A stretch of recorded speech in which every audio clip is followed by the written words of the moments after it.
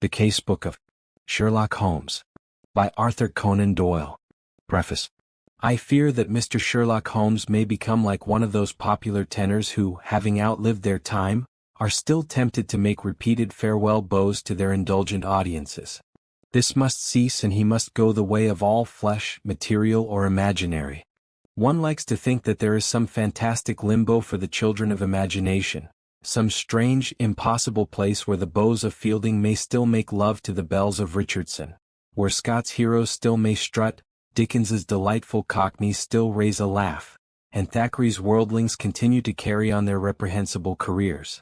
Perhaps in some humble corner of such a Valhalla, Sherlock and his Watson may for a time find a place, while some more astute sleuth with some even less astute comrade may fill the stage which they have vacated. His career has been a long one, though it is possible to exaggerate it. Decrepit gentlemen who approach me and declare that his adventures formed the reading of their boyhood do not meet the response from me which they seem to expect.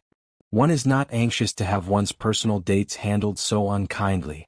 As a matter of cold fact, Holmes made his debut in A Study in Scarlet and in The Sign of Four, two small booklets which appeared between 1887 and 1889. It was in 1891 that The Scandal in Bohemia, the first of the long series of short stories, appeared in the Strand magazine. The public seemed appreciative and desirous of more, so that from that date, 36 years ago, they have been produced in a broken series which now contains no fewer than 56 stories, republished in The Adventures, The Memoirs, The Return, and His Last Bow, and there remain these 12 published during the last few years which are here produced under the title of The Case-Book of Sherlock Holmes. He began his adventures in the very heart of the later Victorian era, carried it through the all-too-short reign of Edward, and has managed to hold his own little niche even in these feverish days.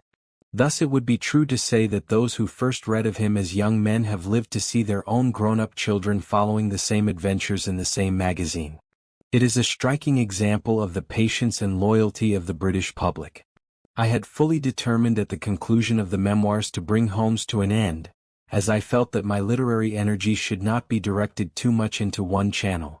That pale, clear-cut face and loose-limbed figure were taking up an undue share of my imagination. I did the deed, but fortunately no coroner had pronounced upon the remains, and so, after a long interval, it was not difficult for me to respond to the flattering demand and to explain my rash act away. I have never regretted it, for I have not in actual practice found that these lighter sketches have prevented me from exploring and finding my limitations in such varied branches of literature as history, poetry, historical novels, psychic research, and the drama. Had Holmes never existed, I could not have done more, though he may perhaps have stood a little in the way of the recognition of my more serious literary work.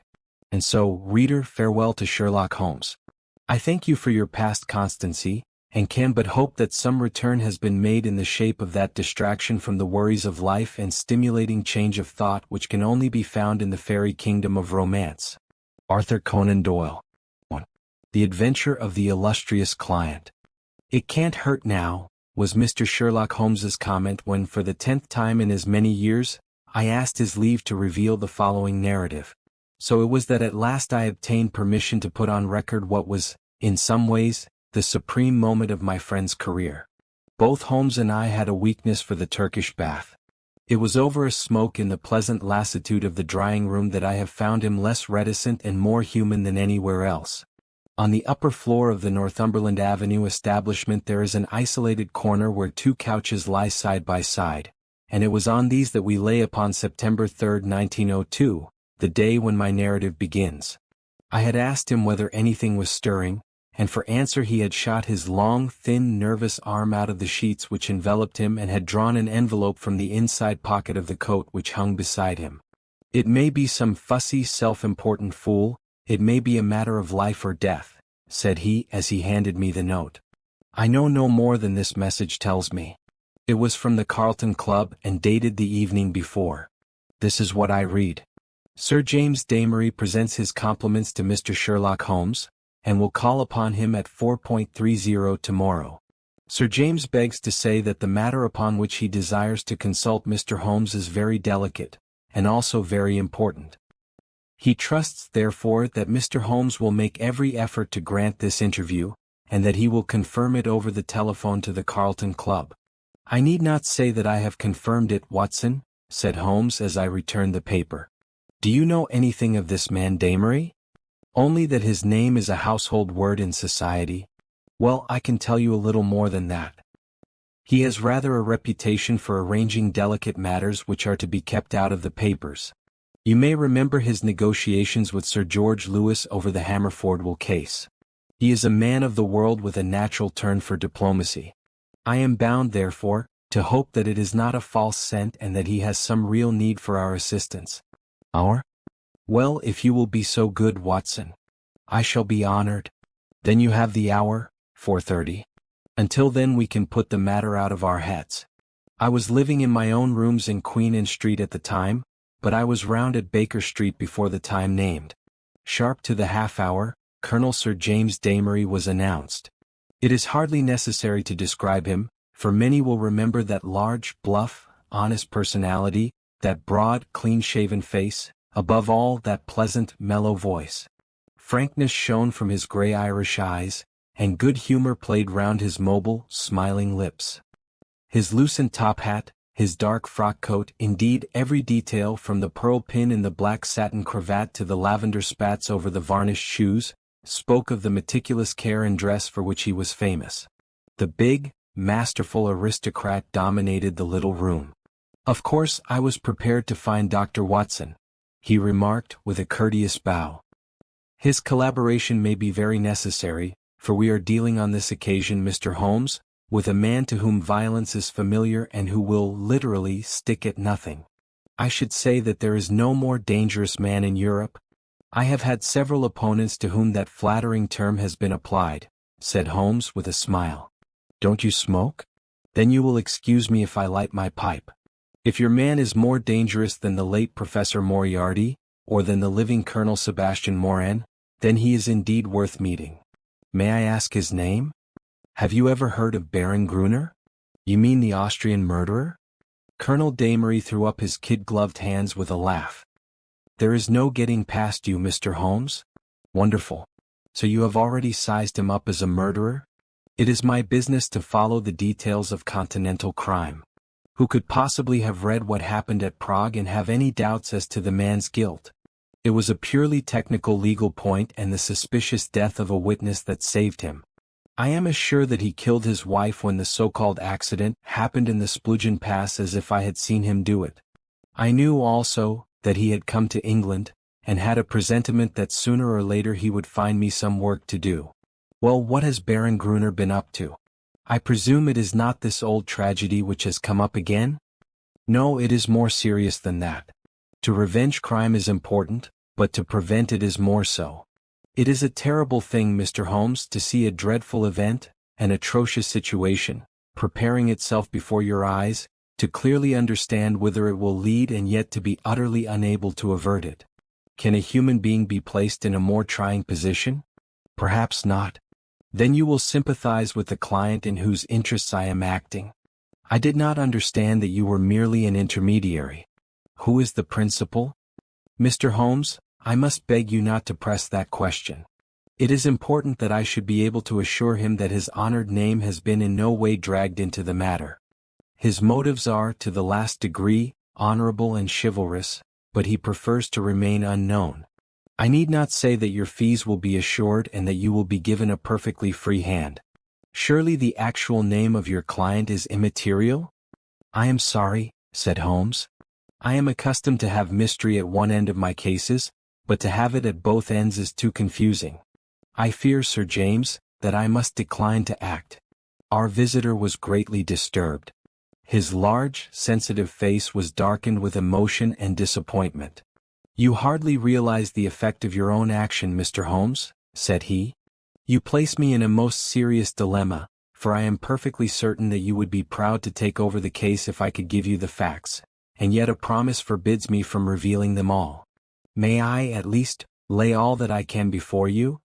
By all means, so long as it is understood that I commit myself to nothing. That is understood. In the first place, you have no doubt heard of General de Merville? De Merville of Khyber fame?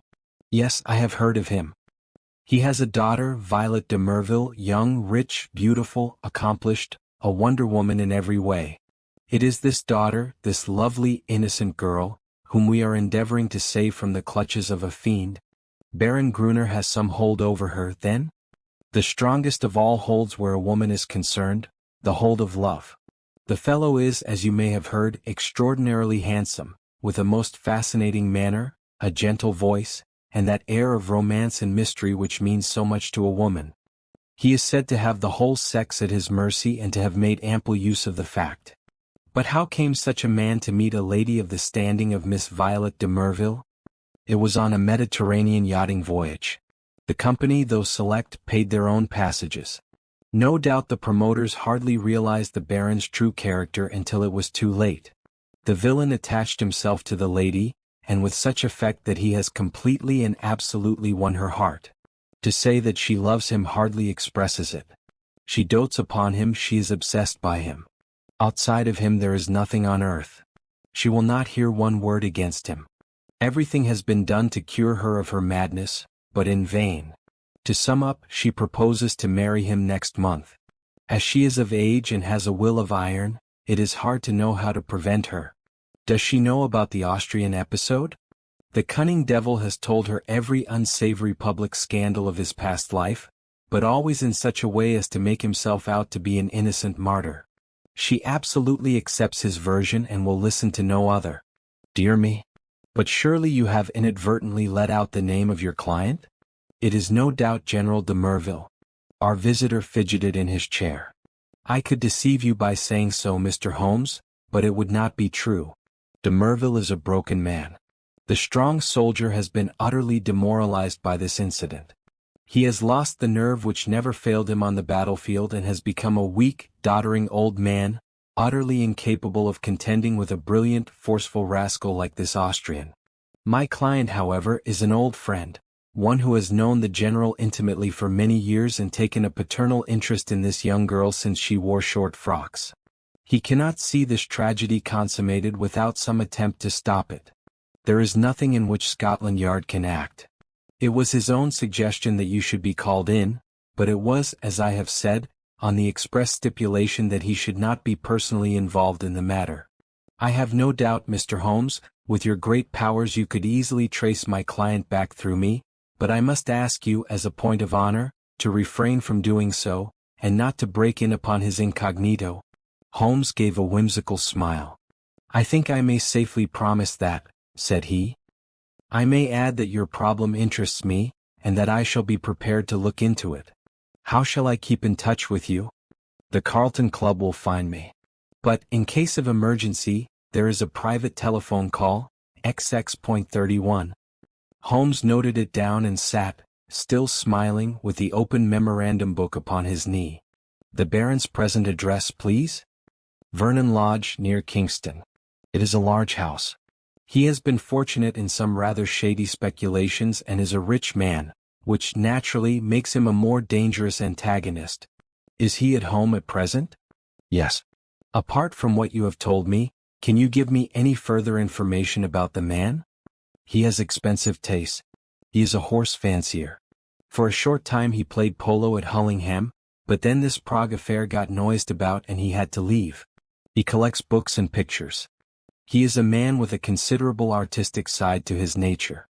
He is, I believe, a recognized authority upon Chinese pottery, and has written a book upon the subject. A complex mind, said Holmes. All great criminals have that. My old friend Charlie Peace was a violin virtuoso.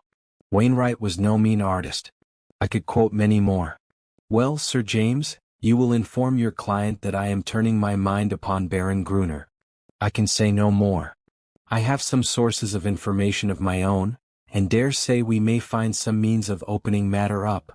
When our visitor had left us, Holmes sat so long in deep thought that it seemed to me that he had forgotten my presence. At last, however, he came briskly back to earth. Well, Watson, any views? He asked. I should think you had better see the young lady herself. My dear Watson, if her poor old broken father cannot move her, how shall I, a stranger, prevail? And yet there is something in the suggestion if all else fails. But I think we must begin from a different angle. I rather fancy that Shinwell Johnson might be a help. I have not had occasion to mention Shinwell Johnson in these memoirs because I have seldom drawn my cases from the latter phases of my friend's career. During the first years of the century he became a valuable assistant. Johnson, I grieve to say, made his name first as a very dangerous villain and served 2 terms at Parkhurst. Finally, he repented and allied himself to Holmes, acting as his agent in the huge criminal underworld of London, and obtaining information which often proved to be of vital importance. Had Johnson been a narc of the police he would soon have been exposed, but as he dealt with cases which never came directly into the courts, his activities were never realized by his companions. With the glamour of his 2 convictions upon him, he had the entree of every nightclub, dosshouse and gambling den in the town, and his quick observation and active brain made him an ideal agent for gaining information. It was to him that Sherlock Holmes now proposed to turn. It was not possible for me to follow the immediate steps taken by my friend, for I had some pressing professional business of my own, but I met him by appointment that evening at Simpson's, where, sitting at a small table in the front window, and looking down at the rushing stream of life in the Strand, he told me something of what had passed. "Johnson is on the prowl," said he. "He may pick up some garbage in the darker recesses of the underworld, for it is down there, amid the black roots of crime, that we must hunt for this man's secrets. But if the lady will not accept what is already known, why should any fresh discovery of yours turn her from her purpose? Who knows, Watson? Woman's heart and mind are insoluble puzzles to the male. Murder might be condoned or explained, and yet some smaller offense might rankle. Baron Gruner remarked to me." "He remarked to you?" "Oh, to be sure, I had not told you of my plans. Well, Watson, I love to come to close grips with my man. I like to meet him eye to eye and read for myself the stuff that he is made of. When I had given Johnson his instructions, I took a cab out to Kingston and found the Baron in a most affable mood." "Did he recognize you?" "There was no difficulty about that, for I simply sent in my card. He is an excellent antagonist, cool as ice, silky-voiced and soothing as one of your fashionable consultants, and poisonous as a cobra. He has breed in him, a real aristocrat of crime, with a superficial suggestion of afternoon tea and all the cruelty of the grave behind it. Yes, I am glad to have had my attention called to Baron Adalbert Gruner. You say he was affable? A purring cat who thinks he sees prospective mice. Some people's affability is more deadly than the violence of coarser souls. His greeting was characteristic. "I rather thought I should see you sooner or later, Mr. Holmes," said he. "You have been engaged, no doubt, by General de Merville to endeavor to stop my marriage with his daughter, Violet. That is so, is it not?" I acquiesced. "My dear man," said he, "you will only ruin your own well-deserved reputation. It is not a case in which you can possibly succeed. You will have barren work, to say nothing of incurring some danger. Let me very strongly advise you to draw off at once." "It is curious," I answered, "but that was the very advice which I had intended to give you. I have a respect for your brains, Baron, and the little which I have seen of your personality has not lessened it. Let me put it to you as man to man. No one wants to rake up your past and make you unduly uncomfortable. It is over, and you are now in smooth waters, but if you persist in this marriage you will raise up a swarm of powerful enemies who will never leave you alone until they have made England too hot to hold you. Is the game worth it? Surely you would be wiser if you left the lady alone. It would not be pleasant for you if these facts of your past were brought to her notice. The Baron has little wax tips of hair under his nose, like the short antennae of an insect. These quivered with amusement as he listened, and he finally broke into a gentle chuckle. "Excuse my amusement, Mr. Holmes," said he, "but it is really funny to see you trying to play a hand with no cards in it. I don't think anyone could do it better, but it is rather pathetic all the same. Not a color card there, Mr. Holmes, nothing but the smallest of the small. So you think? So I know. Let me make the thing clear to you, for my own hand is so strong that I can afford to show it. I have been fortunate enough to win the entire affection of this lady. This was given to me in spite of the fact that I told her very clearly of all the unhappy incidents in my past life. I also told her that certain wicked and designing persons, I hope you recognize yourself, would come to her and tell her these things, and I warned her how to treat them. You have heard of post-hypnotic suggestion, Mr. Holmes? Well, you will see how it works, for a man of personality can use hypnotism without any vulgar passes or tomfoolery. So she is ready for you, and I have no doubt, would give you an appointment, for she is quite amenable to her father's will, save only in the one little matter. Well, Watson, there seemed to be no more to say, so I took my leave with as much cold dignity as I could summon, but as I had my hand on the door handle, he stopped me. By the way, Mr. Holmes, said he, did you know Lebrun, the French agent? Yes, said I. Do you know what befell him? I heard that he was beaten by some Apaches in the Montmartre district and crippled for life. Quite true, Mr. Holmes. By a curious coincidence he had been inquiring into my affairs only a week before. Don't do it, Mr. Holmes, it's not a lucky thing to do. Several have found that out. My last word to you is, go your own way and let me go mine. Goodbye. So there you are, Watson. You are up to date now. The fellow seems dangerous. Mighty dangerous. I disregard the blusterer, but this is the sort of man who says rather less than he means. Must you interfere? Does it really matter if he marries the girl? Considering that he undoubtedly murdered his last wife, I should say it mattered very much. Besides the client. Well, we need not discuss that. When you have finished your coffee you had best come home with me, for the blithe Shinwell will be there with his report. We found him sure enough, a huge, coarse, red-faced, scorbutic man, with a pair of vivid black eyes which were the only external sign of the very cunning mind within. It seems that he had dived down into what was peculiarly his kingdom, and beside him on the settee was a brand which he had brought up in the shape of a slim, flame-like young woman with a pale, intense face, youthful, and yet so worn with sin and sorrow that one read the terrible years which had left their leprous mark upon her. This is Miss Kitty Winter, said Shinwell Johnson, waving his fat hand as an introduction. What she don't know, well there she'll speak for herself. Put my hand right on her, Mr. Holmes, within an hour of your message. I'm easy to find, said the young woman. Hell, London gets me every time. Same address for Porky Shinwell. We're old mates, Porky, you and I. But by gripes, there is another who ought to be down in a lower hell than we if there was any justice in the world. That is the man you are after, Mr. Holmes?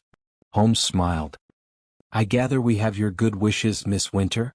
If I can help to put him where he belongs, I'm yours to the rattle, said our visitor with fierce energy. There was an intensity of hatred in her white, set face and her blazing eyes such as woman seldom and man never can attain. You needn't go into my past, Mr. Holmes. That's neither here nor there. But what I am Adalbert Gruner made me. If I could pull him down. She clutched frantically with her hands into the air. Oh, if I could only pull him into the pit where he has pushed so many. You know how the matter stands? Porky Shinwell has been telling me. He's after some other poor fool and wants to marry her this time. You want to stop it? Well, you surely know enough about this devil to prevent any decent girl in her senses wanting to be in the same parish with him. She is not in her senses. She is madly in love. She has been told all about him. She cares nothing. Told about the murder? Yes. My lord, she must have a nerve. She puts them all down as slanders. Couldn't you lay proofs before her silly eyes? Well, can you help us do so? Ain't I a proof myself? If I stood before her and told her how he used me, would you do this? Would I? Would I not? Well, it might be worth trying. But he has told her most of his sins and had pardon from her, and I understand she will not reopen the question. I'll lay he didn't tell her all, said Miss Winter. I caught a glimpse of one or two murders besides the one that made such a fuss. He would speak of someone in his velvet way and then look at me with a steady eye and say, he died within a month. It wasn't hot air either. But I took little notice. You see, I loved him myself at that time. Whatever he did went with me, same as with this poor fool. There was just one thing that shook me. Yes, by gripes. If it had not been for his poisonous, lying tongue that explains and soothes, I'd have left him that very night. It's a book he has, a brown leather book with a lock and his arms in gold on the outside.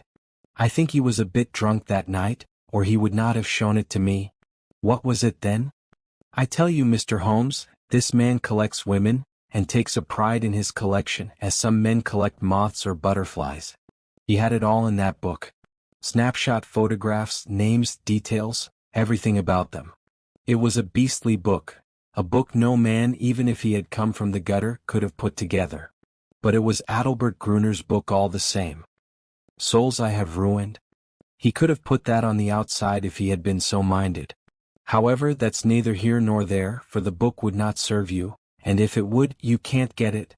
Where is it? How can I tell you where it is now? It's more than a year since I left him. I know where he kept it then. He's a precise, tidy cat of a man in many of his ways, so maybe it is still in the pigeonhole of the old bureau in the inner study. Do you know his house? I've been in the study, said Holmes. Have you though? You haven't been slow on the job if you only started this morning. Maybe dear Adalbert has met his match this time. The outer study is the one with the Chinese crockery in it, big glass cupboard between the windows. Then behind his desk is the door that leads to the inner study, a small room where he keeps papers and things. Is he not afraid of burglars? Adalbert is no coward. His worst enemy couldn't say that of him. He can look after himself. There's a burglar alarm at night. Besides, what is there for a burglar, unless they got away with all this fancy crockery? No good, said Shinwell Johnson with the decided voice of the expert. No fence wants stuff of that sort that you can neither melt nor sell. Quite so, said Holmes. Well now, Miss Winter, if you would call here tomorrow evening at 5, I would consider in the meanwhile whether your suggestion of seeing this lady personally may not be arranged. I am exceedingly obliged to you for your cooperation. I need not say that my clients will consider liberally. None of that, Mr. Holmes, cried the young woman. I'm not out for money. Let me see this man in the mud and I've got all I worked for, in the mud with my foot on his cursed face. That's my price. I'm with you tomorrow or any other day so long as you are on his track. Porky here can tell you always where to find me. I did not see Holmes again until the following evening, when we dined once more at our Strand restaurant. He shrugged his shoulders when I asked him what luck he had had in his interview. Then he told the story which I would repeat in this way. His hard, dry statement needs some little editing to soften it into the terms of real life. There was no difficulty at all about the appointment, said Holmes, for the girl glories in showing abject filial obedience in all secondary things in an attempt to atone for her flagrant breach of it in her engagement. The general phoned that all was ready, and the fiery Miss W turned up according to schedule, so that at 5:30 a cab deposited us outside 104 Berkeley Square, where the old soldier resides, one of those awful grey London castles which would make a church seem frivolous. A footman showed us into a great yellow-curtained drawing-room, and there was the lady awaiting us, demure, pale, self-contained, as inflexible and remote as a snow image on a mountain. I don't quite know how to make her clear to you, Watson. Perhaps you may meet her before we are through, and you can use your own gift of words. She is beautiful, but with the ethereal otherworld beauty of some fanatic whose thoughts are set on high. I have seen such faces in the pictures of the old masters of the Middle Ages. How a beast man could have laid his vile paws upon such a being of the beyond I cannot imagine. You may have noticed how extremes call to each other, the spiritual to the animal, the caveman to the angel. You never saw a worse case than this. She knew what we had come for, of course. That villain had lost no time in poisoning her mind against us. Miss Winter's advent rather amazed her, I think, but she waved us into our respective chairs like a reverend abbess receiving two rather leprous mendicants. If your head is inclined to swell, my dear Watson, take a course of Miss Violet de Merville. Well, sir, said she in a voice like the wind from an iceberg, your name is familiar to me. You have called, as I understand, to malign my fiancé, Baron Gruner. It is only by my father's request that I see you at all, and I warn you in advance that anything you can say could not possibly have the slightest effect upon my mind. I was sorry for her, Watson. I thought of her for the moment as I would have thought of a daughter of my own. I am not often eloquent. I use my head, not my heart. But I really did plead with her with all the warmth of words that I could find in my nature. I pictured to her the awful position of the woman who only wakes to a man's character after she is his wife, a woman who has to submit to be caressed by bloody hands and lecherous lips. I spared her nothing, The shame, the fear, the agony, the hopelessness of it all. All my hot words could not bring one tinge of color to those ivory cheeks or one gleam of emotion to those abstracted eyes. I thought of what the rascal had said about a post-hypnotic influence. One could really believe that she was living above the earth in some ecstatic dream. Yet there was nothing indefinite in her replies. "I have listened to you with patience, Mr. Holmes," said she. "The effect upon my mind is exactly as predicted. I am aware that Adalbert, that my fiancé, has had a stormy life in which he has incurred bitter hatreds and most unjust aspersions. You are only the last of a series who have brought their slanders before me. Possibly you mean well, though I learn that you are a paid agent who would have been equally willing to act for the Baron as against him. But in any case I wish you to understand once for all that I love him and that he loves me, and that the opinion of all the world is no more to me than the twitter of those birds outside the window. If his noble nature has ever for an instant fallen, it may be that I have been specially sent to raise it to its true and lofty level. I am not clear." Here she turned her eyes upon my companion, "who this young lady may be." I was about to answer when the girl broke in like a whirlwind. "If ever you saw flame and ice face to face, it was those two women. I'll tell you who I am," she cried, springing out of her chair, her mouth all twisted with passion. "I am his last mistress. I am one of 100 that he has tempted and used and ruined and thrown into the refuse heap, as he will you also. Your refuse heap is more likely to be a grave, and maybe that's the best. I tell you, you foolish woman, if you marry this man he'll be the death of you. It may be a broken heart or it may be a broken neck, but he'll have you one way or the other. It's not out of love for you I'm speaking. I don't care a tinker's curse whether you live or die. It's out of hate for him and to spite him and to get back on him for what he did to me. But it's all the same, and you needn't look at me like that, my fine lady, for you may be lower than I am before you are through with it." "I should prefer not to discuss such matters," said Miss de Merville coldly. "Let me say once for all that I am aware of 3 passages in my fiancé's life in which he became entangled with designing women, and that I am assured of his hearty repentance for any evil that he may have done." "3 passages?" screamed my companion. "You fool! You unutterable fool! Mr. Holmes, I beg that you will bring this interview to an end," said the icy voice. "I have obeyed my father's wish in seeing you, but I am not compelled to listen to the ravings of this person." With an oath Miss Winter darted forward, and if I had not caught her wrist she would have clutched this maddening woman by the hair. I dragged her towards the door, and was lucky to get her back into the cab without a public scene, for she was beside herself with rage. In a cold way I felt pretty furious myself, Watson, for there was something indescribably annoying in the calm aloofness and supreme self-complacence of the woman whom we were trying to save. "So now once again you know exactly how we stand, and it is clear that I must plan some fresh opening move, for this gambit won't work. I'll keep in touch with you, Watson, for it is more than likely that you will have your part to play, though it is just possible that the next move may lie with them rather than with us." And it did. Their blow fell, or his blow rather, for never could I believe that the lady was privy to it. I think I could show you the very paving stone upon which I stood when my eyes fell upon the placard, and a pang of horror passed through my very soul. It was between the Grand Hotel and Charing Cross Station, where a one-legged news vendor displayed his evening papers. The date was just 2 days after the last conversation. There, black upon yellow, was the terrible news sheet. I think I stood stunned for some moments. Then I have a confused recollection of snatching at a paper, of the remonstrance of the man, whom I had not paid, and finally, of standing in the doorway of a chemist's shop while I turned up the fateful paragraph. This was how it ran. "We learn with regret that Mr. Sherlock Holmes, the well-known private detective, was the victim this morning of a murderous assault which has left him in a precarious position. There are no exact details to hand, but the event seems to have occurred about 12 o'clock in Regent Street, outside the Café Royal. The attack was made by 2 men armed with sticks, and Mr. Holmes was beaten about the head and body, receiving injuries which the doctors describe as most serious. He was carried to Charing Cross Hospital, and afterwards insisted upon being taken to his rooms in Baker Street. The miscreants who attacked him appear to have been respectably dressed men, who escaped from the bystanders by passing through the Café Royal and out into Glasshouse Street behind it. No doubt they belong to that criminal fraternity which has so often had occasion to bewail the activity and ingenuity of the injured man.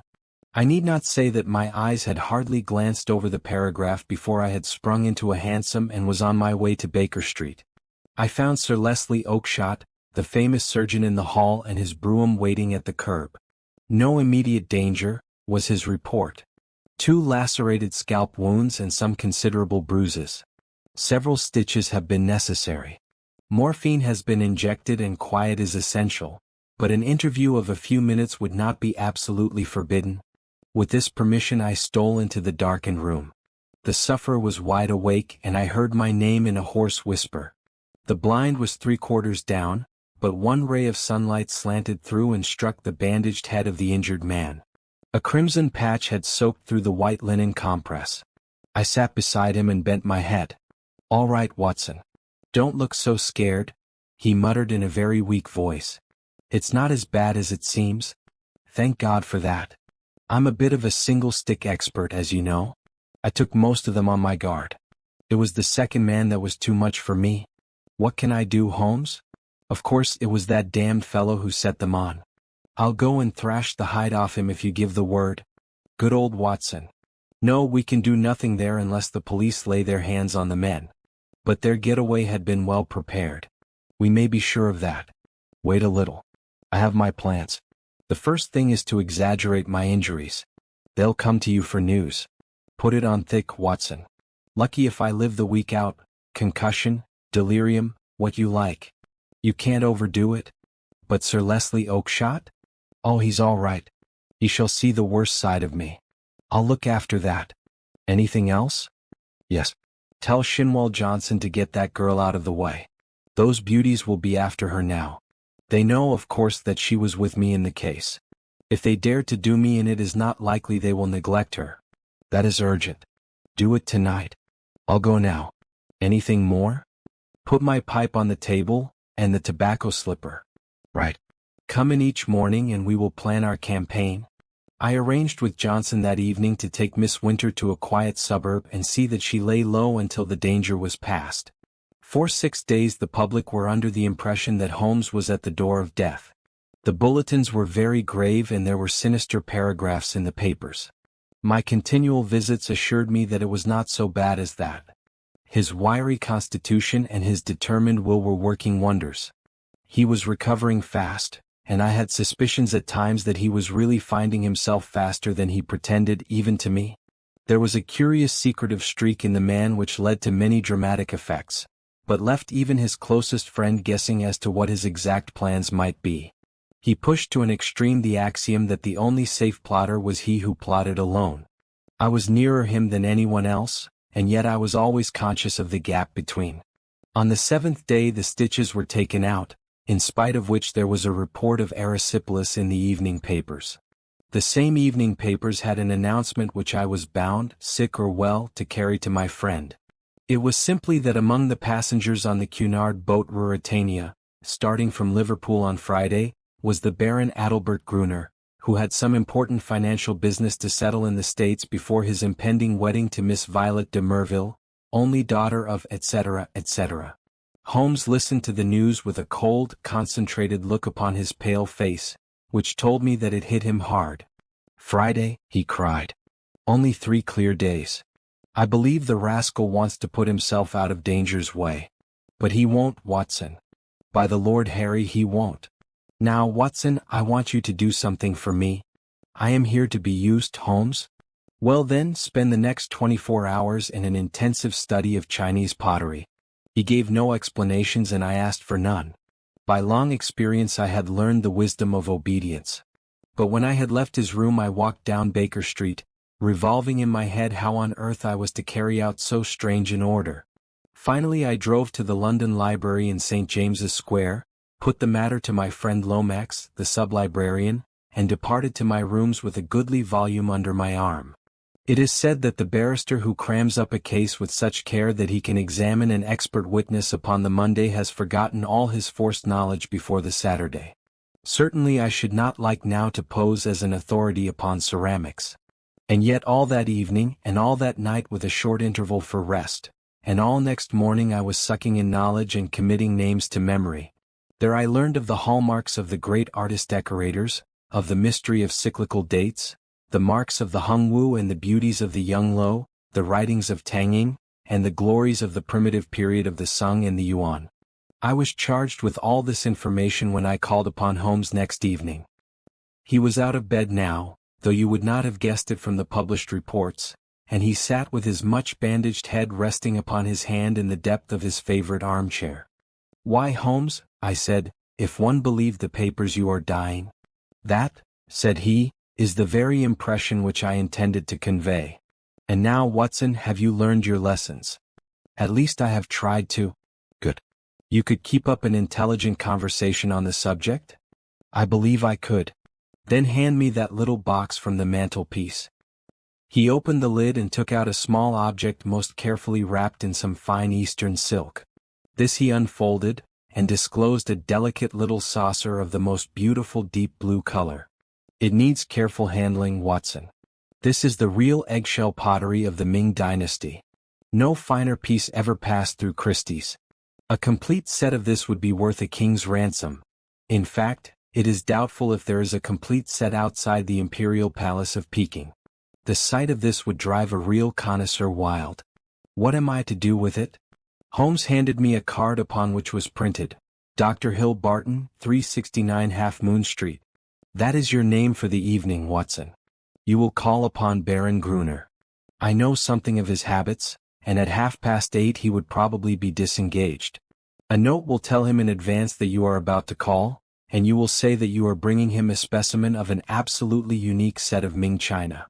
You may as well be a medical man, since that is a part which you can play without duplicity. You are a collector, this set has come your way, you have heard of the Baron's interest in the subject, and you are not averse to selling at a price." "What price?" "Well asked, Watson. You would certainly fall down badly if you did not know the value of your own wares. This saucer was got for me by Sir James and comes, I understand, from the collection of his client. You will not exaggerate if you say that it could hardly be matched in the world. I could perhaps suggest that the set should be valued by an expert." "Excellent, Watson. You scintillate today. Suggest Christie or Sotheby. Your delicacy prevents your putting a price for yourself. But if he won't see me?" "Oh yes, he will see you. He has the collection mania in its most acute form, and especially on this subject, on which he is an acknowledged authority. Sit down, Watson, and I will dictate the letter. No answer needed. You will merely say that you are coming and why." It was an admirable document, short, courteous, and stimulating to the curiosity of the connoisseur. A district messenger was duly dispatched with it. On the same evening, with the precious saucer in my hand and the card of Dr. Hill Barton in my pocket, I set off on my own adventure. The beautiful house and grounds indicated that Baron Gruner was, as Sir James had said, a man of considerable wealth. A long winding drive, with banks of rare shrubs on either side, opened out into a great gravelled square adorned with statues. The place had been built by a South African gold king in the days of the Great Boom, and the long, low house with the turrets at the corners, though an architectural nightmare, was imposing in its size and solidity. A butler who would have adorned a bench of bishops showed me in, and handed me over to a plush-clad footman, who ushered me into the Baron's presence. He was standing at the open front of a great case which stood between the windows, and which contained part of his Chinese collection. He turned as I entered with a small brown vase in his hand. "Pray sit down, doctor," said he. I was looking over my own treasures and wondering whether I could really afford to add to them. This little Tang specimen, which dates from the 7th century, would probably interest you. I am sure you never saw finer workmanship or a richer glaze. Have you the Ming saucer with you of which you spoke? I carefully unpacked it and handed it to him. He seated himself at his desk, pulled over the lamp, for it was growing dark, and set himself to examine it. As he did so, the yellow light beat upon his own features, and I was able to study them at my ease. He was certainly a remarkably handsome man. His European reputation for beauty was fully deserved. In figure he was not more than of middle size, but was built upon graceful and active lines. His face was swarthy, almost oriental, with large, dark, languorous eyes which might easily hold an irresistible fascination for women. His hair and mustache were raven black, the latter short, pointed, and carefully waxed. His features were regular and pleasing, save only his straight, thin-lipped mouth. If ever I saw a murderer's mouth it was there, a cruel, hard gash in the face, compressed, inexorable and terrible. He was ill-advised to train his mustache away from it, for it was nature's danger signal, set as a warning to his victims. His voice was engaging and his manners perfect. In age I should have put him at little over 30, though his record afterwards showed that he was 42. Very fine indeed, he said at last. And you say you have a set of 6 to correspond. What puzzles me is that I should not have heard of such magnificent specimens. I only know of one in England to match this, and it is certainly not likely to be in the market. Would it be indiscreet if I were to ask you, Dr. Hilbarton, how you obtained this? Does it really matter? I asked with as careless an air as I could muster. You can see that the piece is genuine, and as to the value I am content to take an expert's valuation. Very mysterious, said he with a quick, suspicious flash of his dark eyes. In dealing with objects of such value, one naturally wishes to know all about the transaction. That the piece is genuine is certain. I have no doubts at all about that. But suppose, I am bound to take every possibility into account, that it should prove afterwards that you had no right to sell? I would guarantee you against any claim of the sort. That, of course, would open up the question as to what your guarantee was worth. My bankers would answer that. Quite so. And yet the whole transaction strikes me as rather unusual. You can do business or not, said I with indifference. I have given you the first offer as I understood that you were a connoisseur, but I shall have no difficulty in other quarters. Who told you I was a connoisseur? I was aware that you had written a book upon the subject. Have you read the book? No. Dear me, this becomes more and more difficult for me to understand. You are a connoisseur and collector with a very valuable piece in your collection, and yet you have never troubled to consult the one book which would have told you of the real meaning and value of what you held. How do you explain that?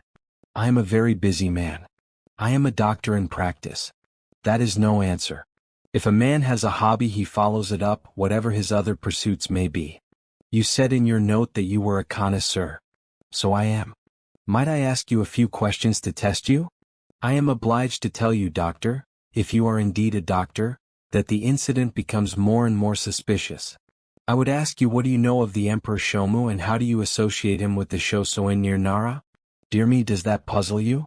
Tell me a little about the Northern Wei dynasty and its place in the history of ceramics. I sprang from my chair in simulated anger. This is intolerable, sir, said I. I came here to do you a favor, and not to be examined as if I were a schoolboy. My knowledge on these subjects may be second only to your own, but I certainly shall not answer questions which have been put in so offensive a way. He looked at me steadily. The languor had gone from his eyes. They suddenly glared. There was a gleam of teeth from between those cruel lips. What is the game? You are here as a spy. You are an emissary of Holmes. This is a trick that you are playing upon me. The fellow is dying, I hear, so he sends his tools to keep watch upon me. You've made your way in here without leave, and by God, you may find it harder to get out than to get in. He had sprung to his feet and I stepped back, bracing myself for an attack, for the man was beside himself with rage. He may have suspected me from the first. Certainly this cross-examination had shown him the truth, but it was clear that I could not hope to deceive him. He dived his hand into a side drawer and rummaged furiously. Then something struck upon his ear, for he stood listening intently. "Ah!" he cried. "Ah!" and dashed into the room behind him. 2 steps took me to the open door, and my mind will ever carry a clear picture of the scene within. The window leading out to the garden was wide open.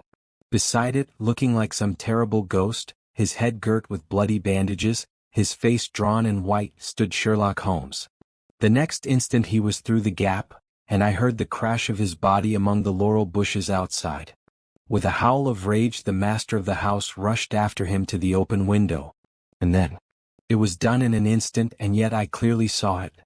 An arm, A woman's arm shot out from among the leaves.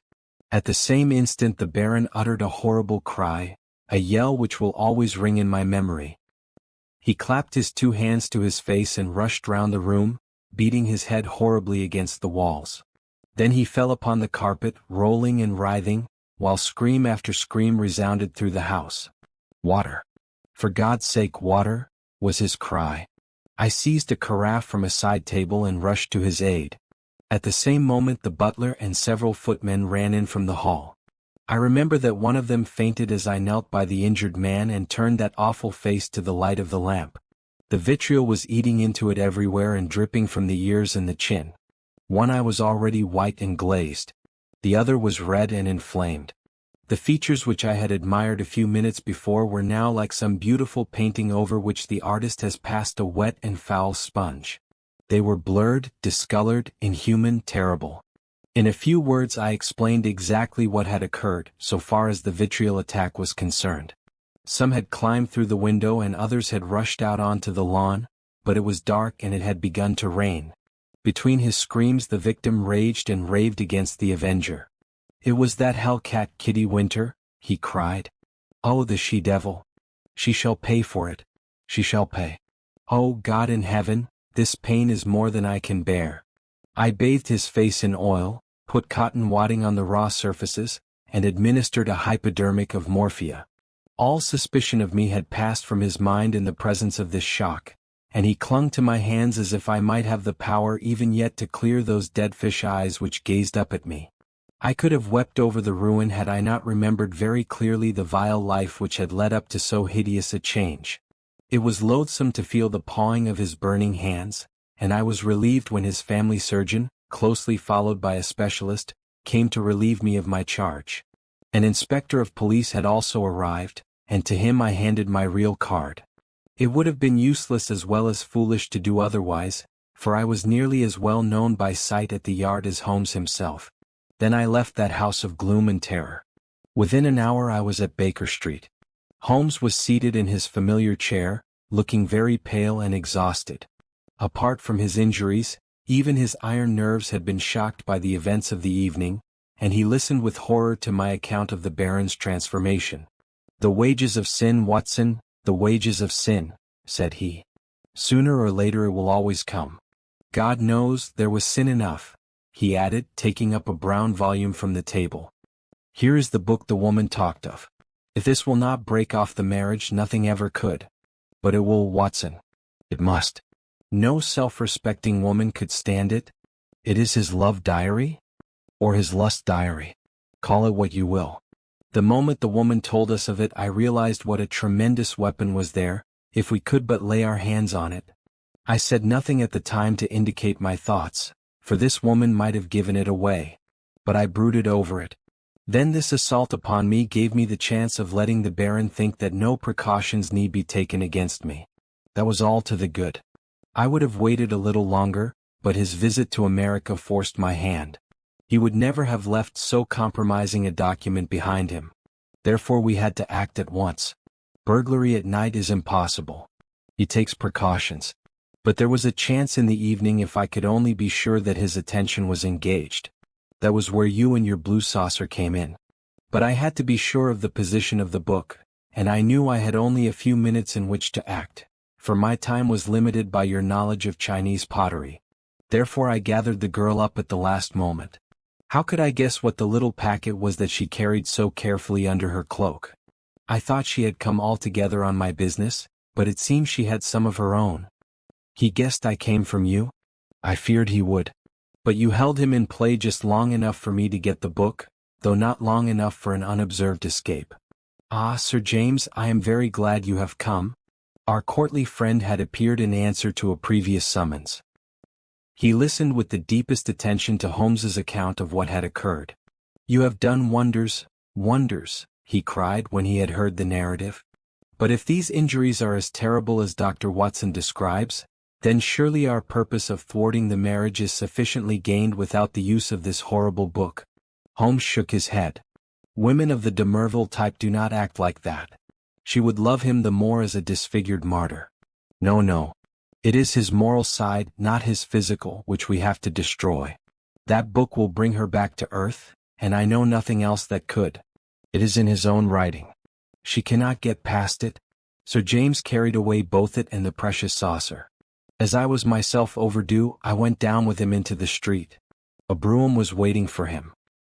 He sprang in, gave a hurried order to the cockaded coachman, and drove swiftly away.